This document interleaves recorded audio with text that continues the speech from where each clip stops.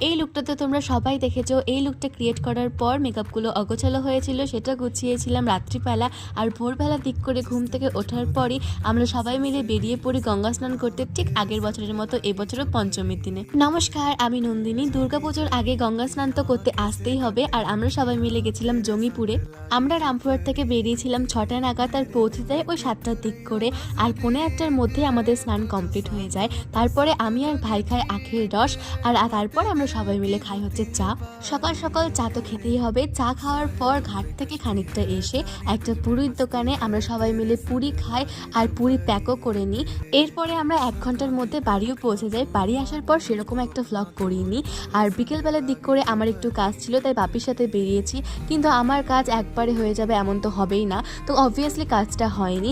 যাই হোক, কাল থেকে শুরু হবে প্যান্ডেল হপিং। আর আজকের দিনের ডিটেলস ভ্লগ খুব তাড়াতাড়ি চ্যানেলে আসছে, দেখার জন্য সাবস্ক্রাইব করে রেখো। বাই।